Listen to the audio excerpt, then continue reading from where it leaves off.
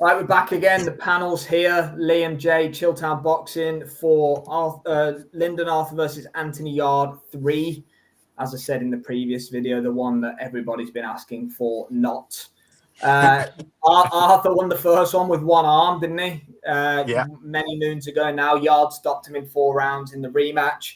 I'll start with Anthony Yarde. I'll throw it to you like I did in the last one, guys, and give me your thoughts and your prediction. But Yarde's career has either been Beterbiev, Kovalev, or, as Liam said last night, TBA or Lyndon Arthur. That's kind of the only opponents that he's fought throughout his whole career. Arthur himself, he's been up and down. I think it's fair to say, yes, he got the Bivol fight, didn't he, in Saudi? He didn't really lay a glove on Bivol then. He fought Liam Cameron not so long ago. So I think it was his last fight, actually, wasn't it? Liam Cameron beat him it was a decent fight, wasn't it, on Channel 5? As you said, Jay, off camera, he's kind of coming out of semi-retirement, isn't he, to take this Lyndon Arthur.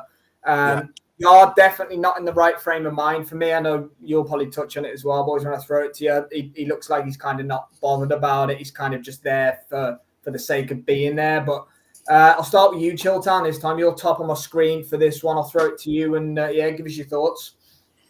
It's tricky because he's really someone that I guess you could say fights the level of competition.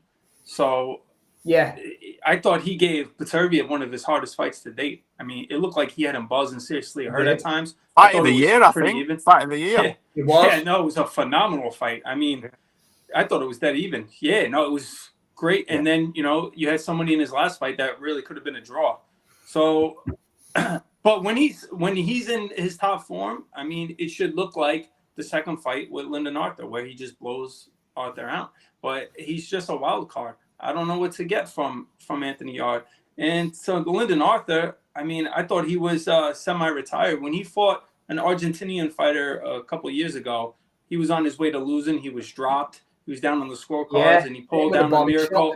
Yeah, I remember watching that, and he pulled down a miracle late stoppage to save himself from that.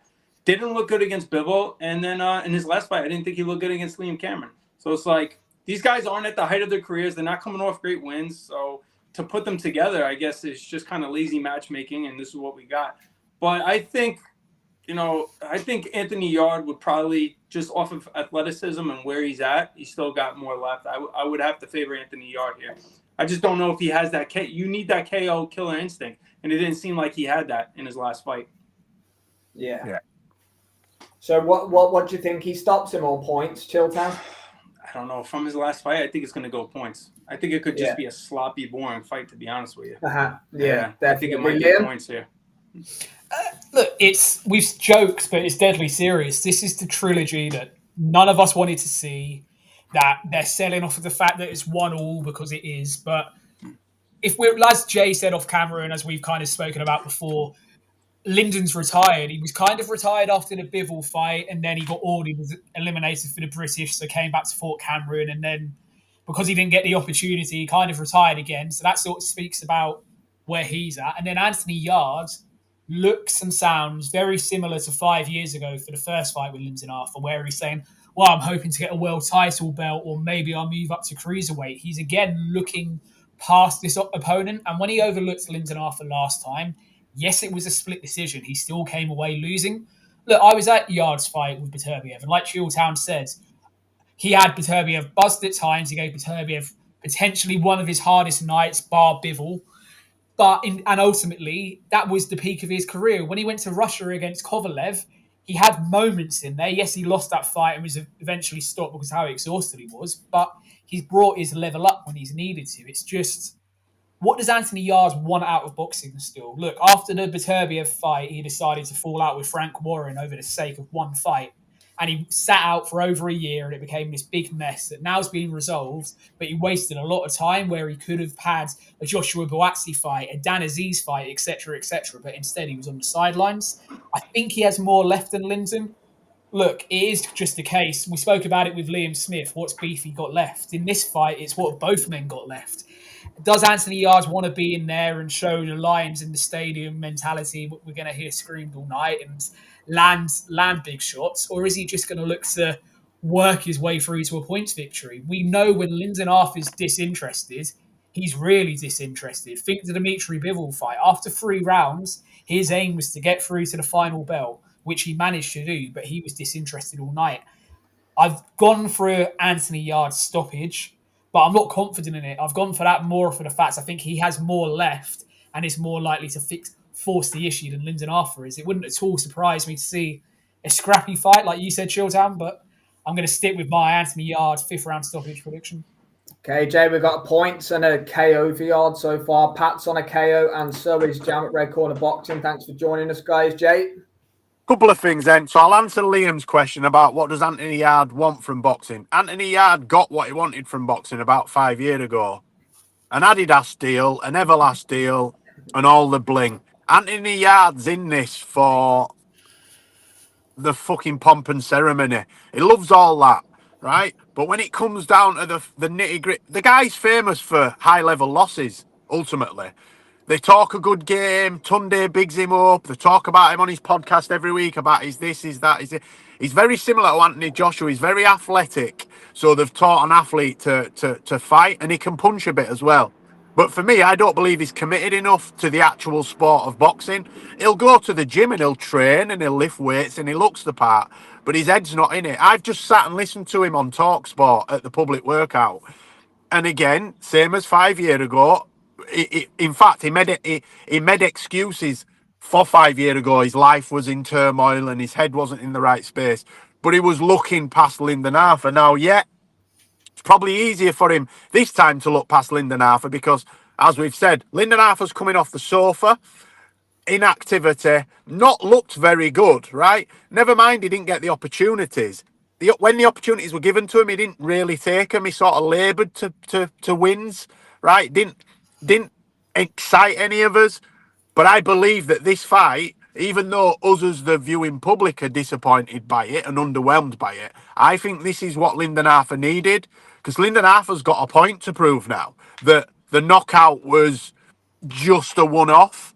You know, whether we thought he won the first fight or not, on paper he won the first fight, albeit contentious decision. Arthur's talking about world title shots again and moving up to cruiserweight because they asked him about Bill and Smith. So his eye is, whether he admits it or not, because he then backtracked and said, yeah, but I'm concentrating on the fight on Saturday. Well, you've just said what you're going to do after, so you can't be fully focused on the fight on Saturday. I think that's going to be the fatal mistake. I personally am picking Lyndon Arthur on a split decision like the first fight. I think it's going to be scrappy. I think Yarde's going to be chasing the head hunting like he always does, trying to knock Lyndon out. I think Lyndon's defences are good enough if he keeps them up for the majority of the fight. He can manipulate his way around. I know he's fit because I've been keeping an eye on him and watching him on social media, but obviously that's all that we know. I just think that this fight has come at the wrong time and the right time for the combatants, and I'm going with I'm going with Arthur split decision points. Yeah, I think you make some good points there, Jane. Jam does here as well about the Lee and Cameron fight. Look, when the fight was first announced, I kind of didn't even blink an eyelid about Yarde will just smash him again. That's the last visual we've got of these two being in a ring. The first fight's almost irrelevant now because the last visual we've got of Yarde and Arthur being in a ring is Anthony Yarde completely cleaning Arthur out in 4 rounds. But as you said, and as I've watched him during fight week, he looks completely disinterested. This first thing I'll say here. That fight against Vilkans last time out that we watched on the Boxer card, he looked absolutely awful, disinterested again. I keep using that word because that's what it is. He's had all this fallout with Frank Warren.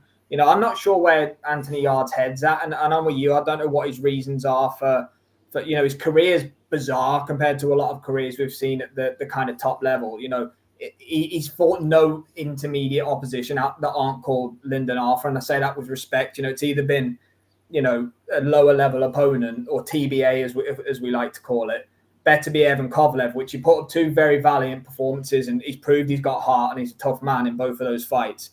But, you know, I think he's going to get dragged into a fight. Look, Lyndon Arthur's sharp. He's got a good jab, but one thing he does, he switches off in fights, Arthur. There's no doubt about it. He switched off in the Cameron fight, switched off in the Yarde fights, definitely switched off against Bivol. He was just in defense mode the whole fight, wasn't he? Just shelling up. But look, if Arthur can stay switched on and get that jab going, he's going to cause Yarde problems. I just can't look past that last fight Yarde was in against Vilkans. He dropped him in the first round. He looked terrible and he was getting tagged. Mm-hmm. Yes, Lyndon Arthur's not a massive puncher, it has to be said. But I honestly think Yarde's going to come into some problems on Saturday. And I don't think it's on ability. I think it's just on headspace and where he's at. Chiltown's bang on. He fights to the level of his opposition. There's no doubt. Do you think that version of Yarde that fought would beat Lyndon Arthur?